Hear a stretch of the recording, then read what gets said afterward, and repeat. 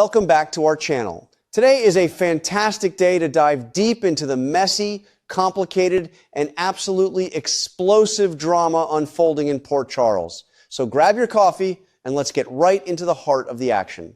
Am I supposed to sit here and pretend that what is happening with Curtis Ashford makes any logical sense for a man who claims to love his family? Let me say this clearly. Sentencing Curtis to 10 years in Pentonville for assaulting Isaiah Gannon is not just a tragedy. It is a masterclass in character self-destruction. As someone who has studied the rhythm of soap storytelling for years, I can tell you right now that this is exactly how you dismantle a hero.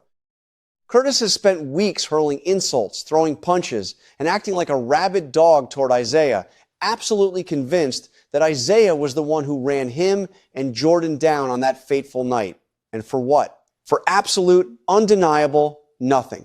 Curtis is entirely, tragically, and infuriatingly wrong. Because here is the truth that we all know. The truth that is currently burning a hole through the Quartermaine mansion. Brooklyn Quartermaine was the one behind the wheel. Brooklyn is the driver who nearly killed Curtis and Jordan.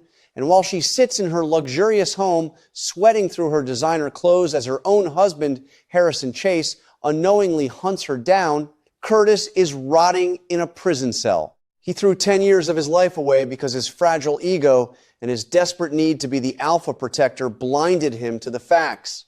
He did not want justice. He wanted a punching bag. And now he is paying the ultimate price. But let's talk about the real victim of Curtis's toxic masculinity here. And no, I am not just talking about the innocent Isaiah.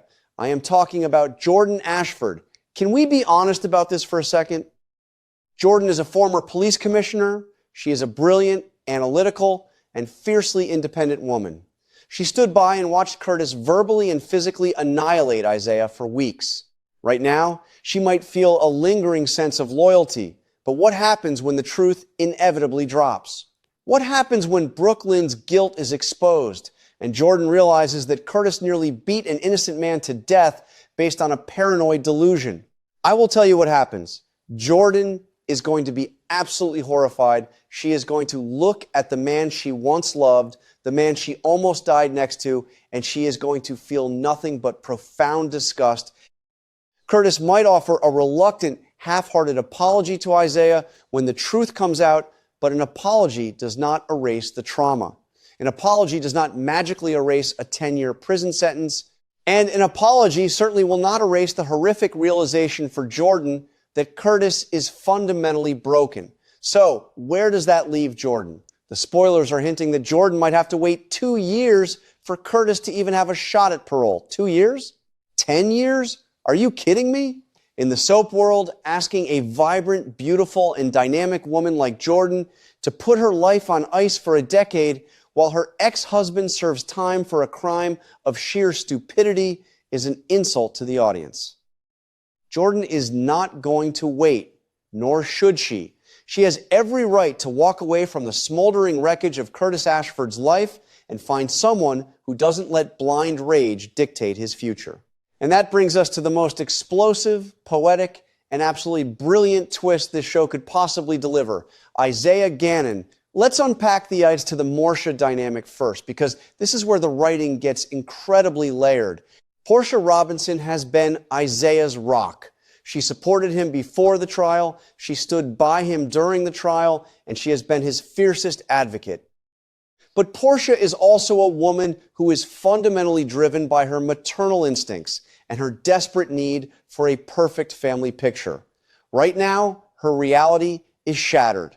The father of her newborn baby and her daughter Trina is sitting in a maximum security prison. Curtis is going to miss his son's first steps, his first words, and all the milestones that Portia has dreamed of. Do you honestly think Portia is going to handle that with grace? Absolutely not. Portia is going to resent the hell out of Isaiah. It doesn't matter that Isaiah is the victim. It doesn't matter that Curtis threw the punches. In Portia's grieving, exhausted, and overwhelmed mind, Isaiah is the reason her family is destroyed. She's going to look at Isaiah and see the man who put her husband behind bars. The emotional toll of raising a newborn and dealing with Trina's ongoing stalker drama is going to push Portia to the breaking point. She is going to freeze Isaiah out. She is going to pull away, leaving him isolated, bruised, and looking for comfort. And who is going to be there to provide that comfort? Jordan Ashford. I mean, honestly, the symmetry here is almost too good. Portia and Jordan have a long, messy orbiting the same men. Portia and Jordan both loved Curtis. They have traded places in his life more times than I can count.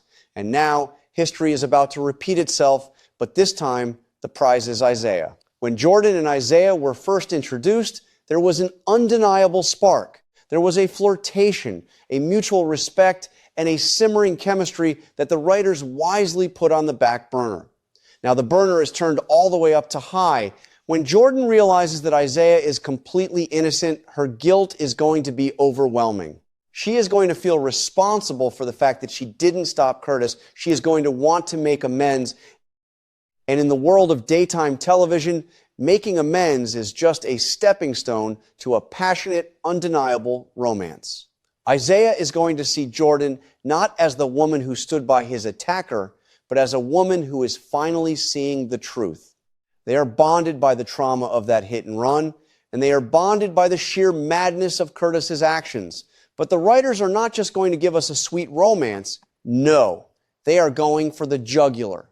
The rumors are swirling, the tension is building, and I am absolutely convinced that this storyline is heading toward a massive, earth-shattering bombshell. Jordan is going to get pregnant with Isaiah's baby. Yes, all caps.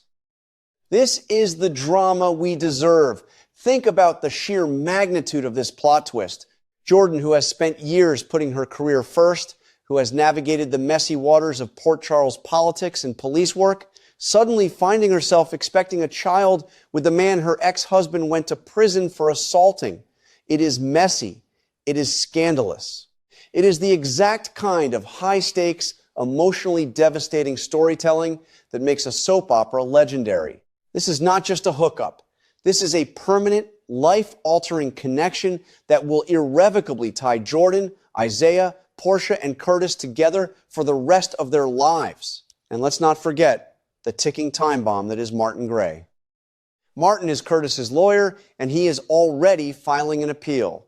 We all know how the justice system works in Port Charles. 10 years on paper means absolutely nothing when you have a lawyer as cunning and relentless as Martin Gray. The appeal is in motion. The gears are turning. Curtis is not going to sit in that cell for a decade. He might not even sit there for 2 years. Picture the cinematic brilliance of this inevitable collision. Imagine the exact moment when the appeal goes through. The judge bangs the gavel, the prison doors slide open, and Curtis Ashford walks out into the sunlight, believing he has survived the worst chapter of his life. He thinks he is going to come home, reclaim his family, and pick up the pieces, but the world he left behind no longer exists. He is going to walk straight into a reality where Brooklyn Quartermain's guilt has been exposed, meaning his entire crusade against Isaiah was a humiliating farce. He is going to find Portia exhausted and alienated, struggling to hold her family together while harboring deep resentment. And the final fatal blow? He is going to look at Jordan, the woman he once envisioned a future with, and he is going to see her glowing, happy, and pregnant with the child of the man he tried to destroy. This is why I watch this show. This is why I analyze every single beat, every single line of dialogue, and every single lingering glance. When the writers lean into the true consequences of a character's tragic flaws, we get magic. Curtis's downfall is entirely his own making, and the fallout is going to provide months, if not years, of spectacular television. If the writers try to backtrack, if they try to redeem Curtis too quickly, or water down Jordan and Isaiah's connection, it will be a massive failure of nerve. They need to commit to the destruction. They need to commit to the pregnancy. They need to let these characters burn in the fires they have set. I am strapped in, I am fiercely invested, and I absolutely cannot wait to watch it all explode.